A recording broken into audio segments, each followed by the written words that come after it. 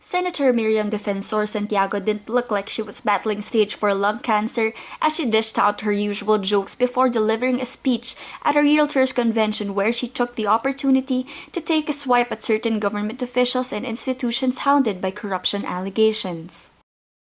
Navigate from where I live in Quezon City all the way here to Muntinlupa.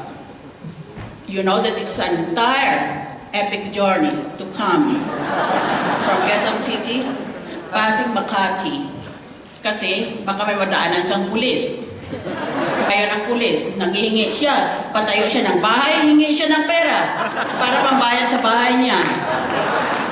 Plus, ang mga pulis pala ngayon, kunwari nagbibilad dyan sa initan o sa ulanan, pero may mga 5 hectare estates, kompleto, con todo swimming pool,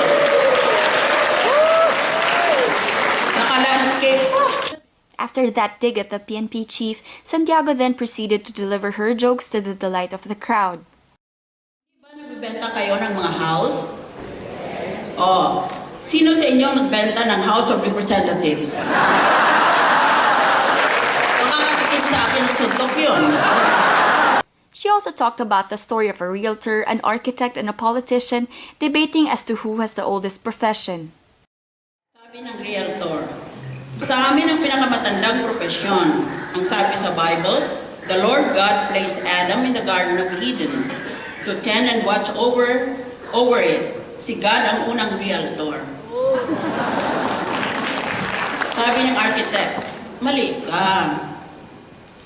Naunang naging architect si God. He first created the universe out of darkness and chaos. Sabi naman ng politiko, mali kayo. Naunang politiko. Sa tingin ninyo, sinong gumawa ng darkness and chaos?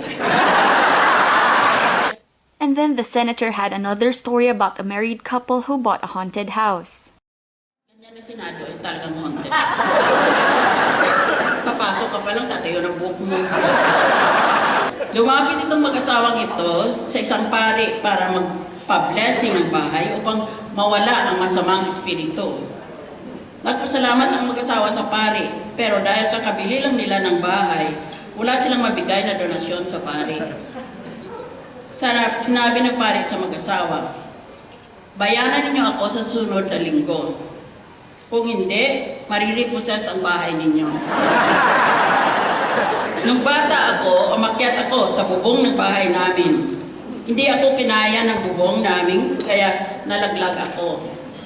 Mula noon, nauso na ang term na hulog ng langit. And that last quip brought the house down.